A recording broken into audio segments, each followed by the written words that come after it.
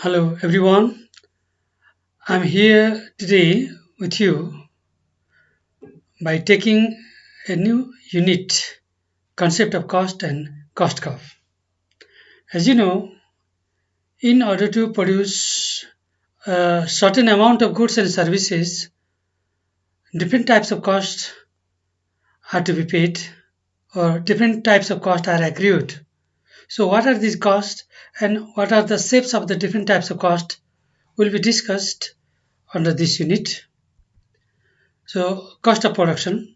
Cost of production refers to the total money expenses incurred by the producer in the process of transforming input into output.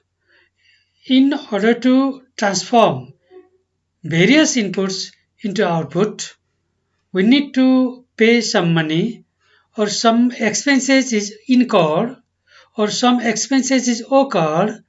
The total money value of all these expenses is called cost of production. So it is written value of inputs required in the production of a commodity determines its cost of production. So it is paid in terms of money. So there are different kinds of cost, money cost and real cost. If we pay money in cash for the factors, that is called money cost. If we pay money as well as other different types of accommodations and fooding and different kinds of education facilities, then all these come under the real cost. So money cost, monetary payment, and real cost is monetary payment as well as other additional cost. Okay. Implicit cost or imputed cost. Implicit cost means indirect cost. A manufacturer might have might have owned its own factory inputs for which he has not separated cost, but actually he should have paid if he had borrowed from other owners of the input. But that is not shown in the book, accounting book, but it is used for the manufacturing process. So that is hidden cost, imputed cost. And explicit cost is the cost that we see, that we show in the ledger, accounting ledger. That is explicit cost. Actual cost, the total money value paid to the factor of production in order to produce certain amount of goods and services, that is actual cost. And opportunity cost is the hidden cost, which is the next best payment to any factor of production.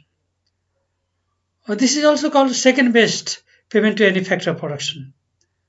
Okay, in order to make a factor of production continue in the manufacturing of goods and services, a minimum amount has to be paid.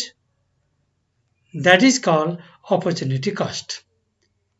If a worker gets 20,000 per month and if another firm is giving offer for 22,000, then 20,000 is the next best payment or second best payment, which is the opportunity cost, which is the foregone cost, and which is hidden, but very much important to determine the cost in the manufacturing sector.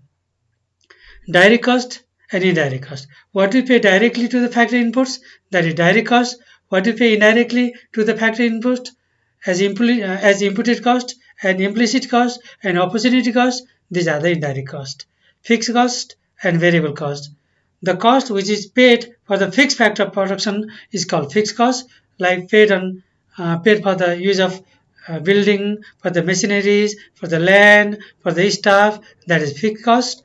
Variable cost is the amount which is paid for the use of variable inputs like labor, raw materials, chemicals, electricity, etc. Accounting cost, that is shown in the book, that is accounting cost, that is money cost, and economic cost is the payment to any factor by deducting its implicit cost from accounting cost, that is called economic cost. In other words, if we deduct implicit cost from the accounting cost, we get to economic cost. Determinants of cost. There are various determinants of cost. Technology. Technology is very important determinant of cost. If the technology is highly sophisticated, then its cost of production becomes less. Advanced technology helps to produce large scale of production in a smooth way, in a finished way, at the low cost of production. So technology is important determinant of cost of any factor of production. Degree of utilization of the plant.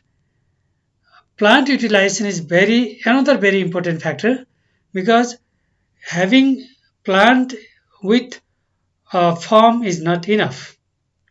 Having plant with a farm is not sufficient. It needs to be fully utilize the plant capacity. So utilization of the plant capacity is very important to determine the cost. If plant utilization is not optimized, only 50% of the capacity is utilized, then cost of production goes up. If it is optimally used, it is it maximum used, then cost of production goes down. Size of plant. If the plant size is very large, then cost of production becomes small. Scale of production. And if the large scale of production is made by a firm in a certain unit of time, certain span of time, then cost of production becomes small. And inversely, if the scale of production is small, then cost of production becomes large. Price of factory inputs. If the factory inputs price uh, are expensive, then cost of production definitely it becomes high. And oppositely, if factory inputs like labor cost, like petroleum cost, if goes down, then cost of production goes down. And efficiency of management, another determinant, very important determinant, because a management must be efficient to allocate all the inputs, all the resources, human resource, physical resource, and all sort of resources must be properly allocated by the management. If the management is not efficient enough to manage all these things in a sound basis, then cost of production becomes higher. And law of return to scale. If a firm is operating under the law of return to scale, increasing return to scale, then cost of production becomes less. If it is running under decreasing or constant return to scale, then cost of production becomes high. And time period is another factor, because time, if it takes longer time to produce a small amount of goods, then cost of production becomes high. If it takes very short time, within a short span of time, by using advanced technology, if much more quantity can be produced, then definitely cost of production becomes low. Cost function or cost curve. Cost function is the relationship between cost and output, and is technically described as cost function. So it is a technical relationship between cost of the production or manufacturing cost and its total output. Cost function usually refers to the relationship between the cost of production and rate of output alone. Mathematically, TC, total cost, is the function of total output. So cost function depend on production function, market price of inputs, and period of time that we have explained earlier. Short-term cost function. Short-term cost function relates to the short-term production function, because short-term cost means definitely it includes fixed inputs and variable inputs. And fixed inputs are to be paid at a fixed amount, then variable inputs are to be paid for varying ratios. So when we join, when we add fixed cost for the fixed input and variable cost for the variable input, then we get the total cost function in the short run. The diagram shows the things clearly. Here you can see total fixed cost, which is parallel to x-axis. In the course of output, if output is increased, then fixed cost, total fixed cost remain constant. It does not increase. Output increases, but total fixed cost remain constant. it does not respond to output. Whatever you produce, whether you produce zero or you produce infinite amount of goods, it costs same. Here, variable cost, output is gradually increasing, so variable cost of production is also gradually increasing up and up. So this is the variable input cost, variable cost, and this is the fixed cost. Here we can see clearly all sort of cost like fixed cost, total fixed cost, which is parallel to x-axis, total variable cost. In the initial stage, it is increasing in increasing rate and getting increasing in slow rate and again increasing in increasing rate. This is the nature of total variable cost. It is due to this fixed cost. When we add total fixed cost with total variable cost, we get total cost. So the difference between the total cost and total variable cost is just by the margin of total fixed cost. For example, if total fixed cost is 50, here 50, then here also 50, here also 50, because it remains constant throughout the manufacturing procedure. So it doesn't change. So it remains constant means 50, 50. So the difference between total cost and total variable cost is the same amount that we pay for the total fixed cost. That means if total variable cost is to be included, then it to be calculated, then we must deduct total fixed cost from total variable cost. Marginal cost. Marginal cost is the additional cost made to the cost of production by producing additional unit of output. In order to produce an extra unit of output, if extra cost is accrued, definitely it is accrued. If the amount what is paid to produce an extra unit of output, then it is called marginal cost. Symbolically, marginal cost is tangent del change in TC is divided by del change in Q. And again, another symbol, marginal cost is difference between the production total cost of the nth unit minus total cost of nth unit minus 1, nth minus 1 unit. Here, a table shows the things very clearly. Output unit, output 0, 1, 2. 0 output means total cost of production. Total fixed cost is same, 360. And total variable cost, no, because no production. But fixed cost is 360. So total cost is equal to total fixed cost plus total variable cost. That is total cost. So unit of output 1, this remains constant, and total variable cost is equal to this.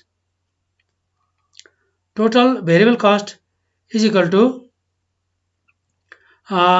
suppose this is 180, and if you have to produce second unit of good, then 240. This is imaginary, this also imaginary, and 270. In this way, when extra unit of goods are produced, then extra amount is needed, total variable cost is increased. Okay, so total cost is equal to this plus this, 360 plus 180, 360 plus 240. In this way, 360 plus 630, 990. So this is the total cost. Average fixed cost is equal to total fixed cost by unit of output Q. Okay, 360 by 0, no amount. 360 by 1, 360. Here 360 by 6, here 60. Average variable cost. Total variable cost divided by 1, 180. Total variable cost 240 divided by 2, 120. In this way, we can calculate average variable cost. So average cost is equal to total cost divided by unit of production. 600 by 2, 300, 630 by 3. In this way, it goes on decreasing. And when we add in this way also we can calculate this average fixed cost by average variable cost. We get average cost 360 plus 180, 540. 180 plus 120, 300. In this way also we can calculate this And EMC, marginal cost, that is the difference between the unit of produce, unit of output minus the previous unit of output.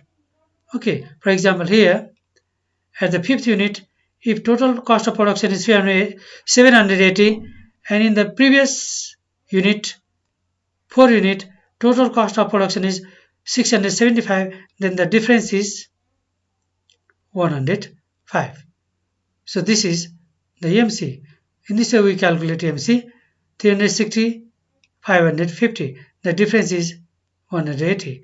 540 plus 600, difference is 60. In this way we calculate different kinds of cost: total fixed cost, total variable cost, total cost, average fixed cost, average variable cost, average cost, and marginal cost. Here is the formula that you can see: total fixed cost by quantity, average fixed cost, total variable cost by quantity, average variable cost, and average total cost is equal to average fixed cost plus average variable cost. When we add average fixed cost plus average variable cost, we get average total cost. Now we can, by looking the behavior of the firm on different costs, we get the different cost curves. Like average fixed cost, it goes on decreasing gradually on and on until it reaches, but it never touches the axis. This is average fixed cost. Average variable cost, in the initially when average fixed cost decreases, it also decreases, diminishes, and at a point it touches, both of the curves meet each other, and after beyond the output, this level of output, it increases. And when we add average fixed cost and average variable cost, we get average total cost, which is above this both curves. This is average total cost, and the marginal cost crosses or meets average total cost from its minimum point. So this is the marginal cost, which cuts average total cost from the minimum point, and again it cuts average variable cost from the minimum point, average total cost from the minimum point, and it moves upward. This is marginal cost. Long run cost function or long run cost curve. In the long run, the firm can vary all its input. In the short run, some of these inputs are fixed, but in the long run, all inputs are variables. So in the long run, all inputs can be changed. So since the form is constant in the short run and not constant in the long run cost, total cost in the Y, production of Y, of the producing and given output is no greater than the short run total cost of Y producing that output. Means here total cost on producing Y is equal to short run total cost on producing Y. It is because long run total cost or long run cost function is a combination of all short run cost function. So when we add different short run cost curves, then we get to long run cost. That is why a long run cost curve, the summation of all the short run cost curve is equal to total long run cost. Okay, summation of all the long run cost equal to total cost, that we can see in the figure here. You can see this is total cost, long run total cost, and this short run total cost touches here, and it becomes same in this point. Touches means it remains constant, it remains same. The value of short run total cost at this point is equal to the long run total cost. Next map also, next diagram also show the same thing. So long run average cost is the integration of different types of average cost, short run average cost. Here you can see one short run average cost is here, and its marginal cost is intersecting from its lowest point. Okay, it is going. And long run cost curve LAC, its long run marginal cost is intersecting from its lower point. Okay, this is the feature of marginal cost curve and average cost curve, because it intersects from its lowest point. Whether it be long run average cost or it be short run average cost, its marginal cost intersect or crosses from the minimum point. So equilibrium, you can see long run equilibrium, long run average cost is equal to long run marginal cost, that is tangent to its short run average cost, where the short run average cost is going above from its minimum point. Here we can draw LAC by combining, by aggregating, by integrating. There are many short run average cost curve. This SSC1 means SSC of form A, SSC2 means SSC of form B or form B, SSC3 means SSC of form C. There are so many plants in a form. Suppose there are 5 plants, so they are having 5 different SSCs. And these SSCs in the initial stage, if it is operating under economies to scale, then SSC tosses its falling part before it reaches the minimum point. SSC touches the falling part of the LAC and before it reaches its minimum point. Here also you can see before it reaches the minimum point does not touch, but falling part of SSC is tangent to the falling part of LAC. But here in SSC3, third plant that can is tangent to LAC. It is tangent. So, but here, so under the economies of scale, if a firm operates under the economies of scale, its plant have a different kinds of capacity. Reserve capacity is said. So if the firm have reserve capacity, then all the plant they run under the full capacity, reserve capacity, so they become tangent to the LAC. But if the firm's plant run under the exhaustive capacity, means if the capacity is fully utilized, then they rise. The SSC of a plant touches the LAC in the rising part, which is the rising part of plant itself, which is the rising part of the plant 4 itself. So it rising part of the plant 4 touches the rising part of the LAC, rising part of the plant 5 touches the rising part of the LAC, and falling part of the SSC, SSC2, SSC3 touches the falling part of the LAC. So it shows the reserve capacity of the firm, it shows exhaustive capacity or capacity utilized or firm operate in the diseconomies to scale, where the rising part is become tangent to its LAC.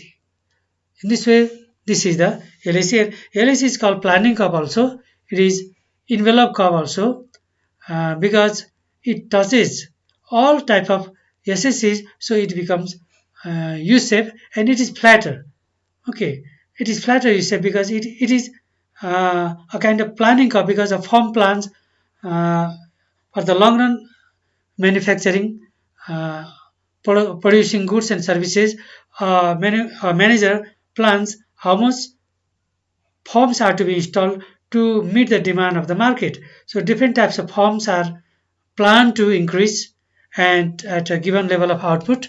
So while adding all these certain plans, SCC projection, we get to long run average cost of the firm. So it is called planning.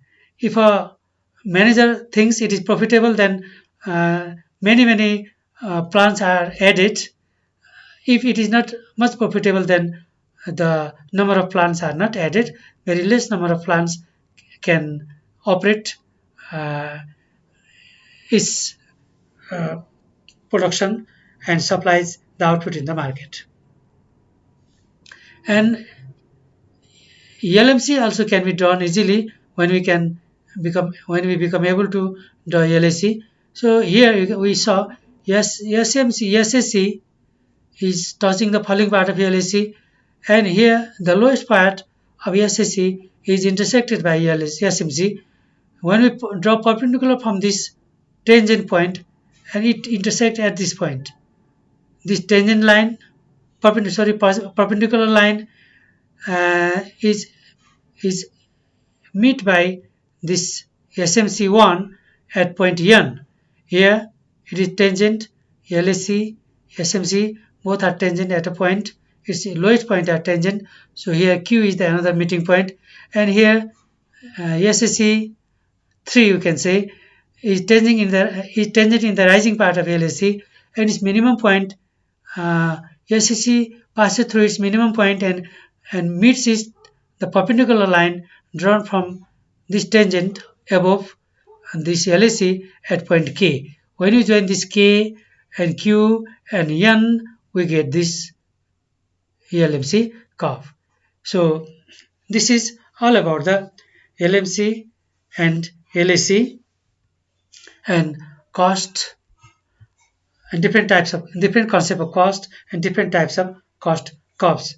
I hope you are clear on this chapter. So if you are clear, you please uh, watch the video, share and subscribe. Thank you very much. Have a good day.